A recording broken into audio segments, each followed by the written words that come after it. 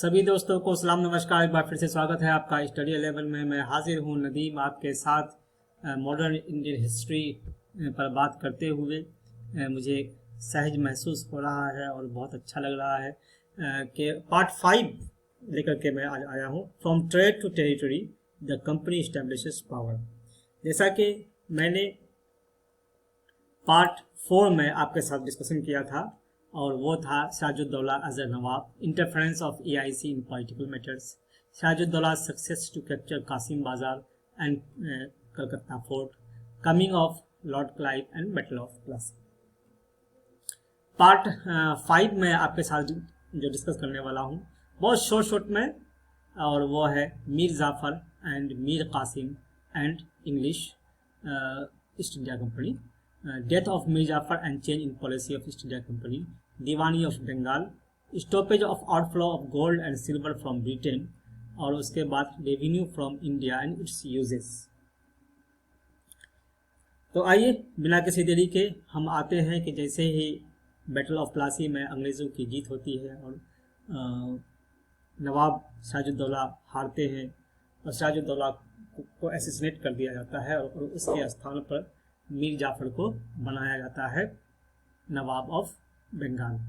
जी हाँ, इस वक्त जो है कंपनी अभी भी डायरेक्टली रिस्पॉन्सिबिलिटी लेने को तैयार नहीं होती है कि यदि एडमिनिस्ट्रेशन उसके हाथ में आए, बल्कि उसका प्राइम ऑब्जेक्टिव जो होता है वो होता है एक्सपेंशन ऑफ ट्रेड। जी हाँ, प्राइम ऑब्जेक्टिव क्या होता है? एक्सपेंशन ऑफ ट्रेड होता है। इसलिए वो क्या करते हैं कि जब उन्हें उनकी मुरादें पूरी हो जा रही हैं बिना एडमिनिस्ट्रेशन अपने हाथ में लिए, उनकी प्रिविलेजेस, उनके जो ग्रांट होते हैं वो जब उनको मिल ही रहे हैं, तो यानी कि सत्ता सीधे हाथ में लेने की कोई ज़रूरत नहीं महसूस की गई। लेकिन जैसे ही कंपनी को पता चला कि भाई ये तो जो इन लोगों से हमारी बात हुई थी, यानी कि हमारी डिमांड को ये तो मीट आउट कर नहीं पा रहे हैं, बल्कि डिफ़िकल्टीज पैदा होती है। और जो नवाब के हमेशा जो पपेट नवाब जो हमने बनाया है ये बिल्कुल हमेशा हेल्पफुल नहीं हो रहा है। वो चाहते थे कि ये हमेशा हेल्पफुल रहे हमारे।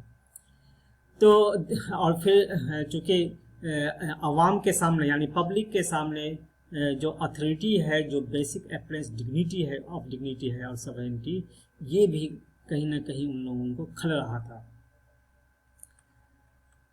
तो अब करे क्या?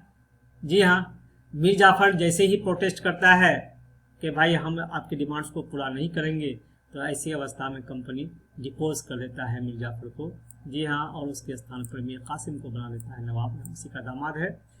जी हाँ, और जब मीर कासिम भी उनके डिमांड्स को मीट आउट नहीं करते हैं और फिर लड़ाई होती है, बक्सर की लड़ाई, जैसा कि आप लोगों को मशहूर और मारूफ लड़ाई है ये 1764 में, जहाँ पे के मीर कासिम, शुजाउद्दौला और शाह आलम सेकंड की फौज को हार का सामना करना पड़ा। जी हाँ, और फिर मीर कासिम के स्थान पर मीर जाफर को री इंस्टॉल कर दिया गया। जी हाँ, तो कंपनी को यानी नवाब को 5 लाख रुपए पर मंथ देने पड़ते थे, और इतना ही नहीं, कंपनी और मनी की फरमाइश करने लगे और अपने डिमांड्स को जो कि उनके ट्रेड और अदर एक्सपेंसेस में काम आते वो बढ़ाने लगे। जब ऐसी अवस्था आई तो ऐसे में मोर टेरिटरीज उनको लेना था और मोर रेवेन्यू हासिल करना था। तो क्या हुआ? जैसे ही मीर जाफर 1765 में डेथ करते हैं तो कंपनी का मूड चेंज होता है, और यहीं पर लॉर्ड क्लाइव कहते हैं, यानी कि रॉबर्ट क्लाइव कहते हैं कि we must indeed become nawabs ourselves, यानी कि हमें वास्तव में स्वयं नवाब हो जाना चाहिए या बन जाना चाहिए। जी हाँ, यानी कि पहले तो टेरिटोरी हम हाथे आएंगे नहीं, हमको ऐसे ही प्रिविलेज मिल रहा है, हमारा ट्रेड चल रहा है, हमको खाली प्रिविलेजेस चाहिए। लेकिन अब चेंज होता है, यानी कि तो ये क्वेश्चन कभी भी आया कि कब चेंज होता है, तो 1765 के बाद। जी हाँ, जैसा कि आपको मालूम ही है के कारा की संधि होती है 1765 में। 1765 में इम्पेरर, मुगल इम्पेरर ने दीवान ऑफ प्रोविंस ऑफ बंगाल उनको बना दिया कंपनी को। अब कंपनी इस दीवानी से फ़ायदा क्या हुआ कि उनको रेवेन्यू रिसोर्सेज उनको बंगाल से मिलेंगे, वास्ट रेवेन्यू रिसोर्स। जी हाँ, अब ये उन कंपनी के सारे प्रॉब्लम को दूर करने लगे, ये रेवेन्यू जो उनको मिलना शुरू हुआ। तो अब हम आते हैं कि उसके तो ये अर्ली 18th सेंचुरी में जो ट्रेड को एक्सपेंड किया गया। जी हाँ, जैसा कि हम जान रहे हैं, तो यहाँ पे जो गोल्ड होते थे, गोल्ड अंग्रेज को ब्रिटेन से लाना पड़ता था और उस गोल्ड को यहाँ पर कॉटन और सिल्क और अदर मटेरियल्स खरीदने में लगाया जाता था। ठीक है, लेकिन पॉलिसी यहाँ पर चेंज होती है सर। जी हाँ, क्योंकि उस वक्त क्या था कि ब्रिटेन को, यानी कि ईस्ट इंडिया कंपनी को ब्रिटेन से सामान लाके यहाँ पर बेचना नहीं होता था, बल्कि यहाँ के सामान को वो ब्रिटेन ले जाकर के बेचते थे। अब यहीं से पासा पलटता है और क्या होता है कि जैसे ही दीवानी इनको मिलती है, गोल्ड का ब्रिटेन से आना स्लो होता है और यानी बंद हो जाती है, यानी कि बैटल ऑफ प्लासी के बाद स्लो होता है और इंटायरली स्टॉप हो जाता है एजम्पशन ऑफ दीवानी के बाद। जी हाँ, अब ये जो रेवेन्यू इनको बंगाल से मिल रही है, इस रेवेन्यू को वो 3-4 तरह से यूज़ कर रहे हैं। कैसे कैसे यूज़ कर रहे हैं? तो सबसे पहला तो यूज़ कर रहे हैं वो कॉटन और सिल्क को खरीदने में इंडिया में। दूसरा कर रहे हैं मेंटेन द कंपनी ट्रूप्स। और तीसरा कर रहे हैं meet the cost of building the company fort and offices of Calcutta. यानी ध्यान रखिएगा, 3 चीज़ है, 3 बल्कि 4 चीज़ कहिए, 4 काम में लगाते हैं यहाँ से जो रेवेन्यू मिल रही है। पहला purchase of cotton and silk, दूसरा मेंटेन कंपनी ट्रूप्स यानी कंपनी आर्मी, तीसरा meet the cost of building of the company fort and offices of the Calcutta. जी हाँ, तो आज हम इतना ही करेंगे। अब आते हैं MCQs पर। पहला MCQ आपके साथ कि choose the correct statement. After assassinating Sirajuddaulah and making Mir Jafar as Nawab of Bengal, the company was willing to take over the responsibility of administration. जी हाँ, पहला क्वेश्चन ध्यान रखिएगा सर।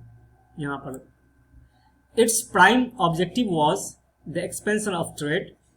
जी हाँ, if this could be done without conquest through the help of local rulers who were willing to grant privileges, then territories need not be taken over directly.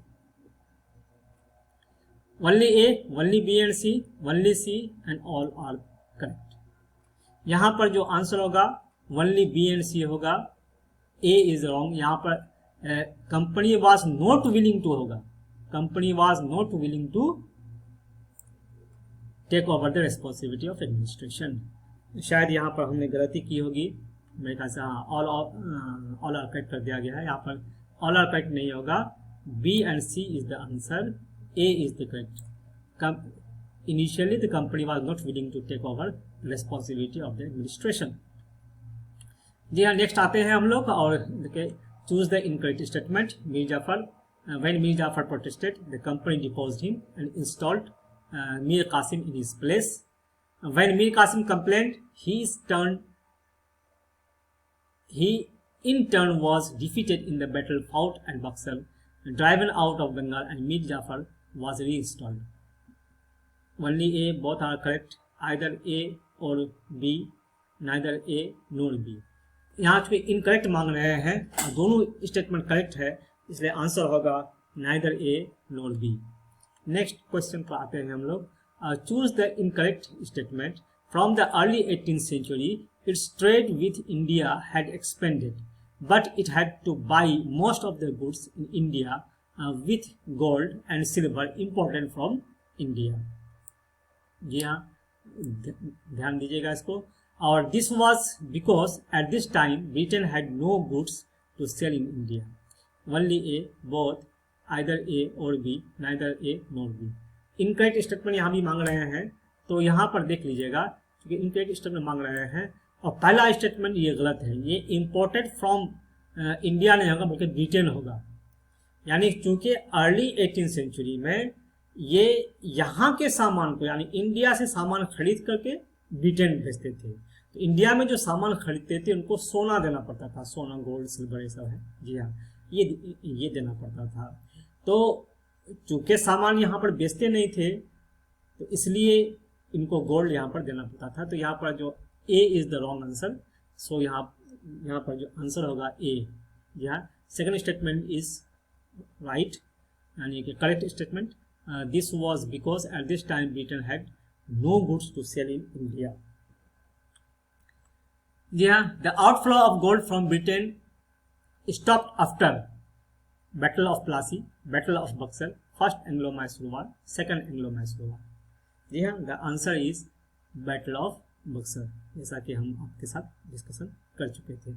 जी हाँ, that's all my friends. आप आज इतना ही। आज हमने आपके साथ chapter 5 को समाप्त किया, सॉरी चैप्टर 2 के पार्ट 5 को समाप्त किया, और फिर आप इंतज़ार करें पार्ट 6 के लिए। कुछ व्यस्तता है, काफ़ी आजकल इंगेज्ड हूँ, पंचायत इलेक्शन चल रहे हैं और इसलिए आप हमें माफ़ करेंगे और अब इजाज़त दें। जय हिंद।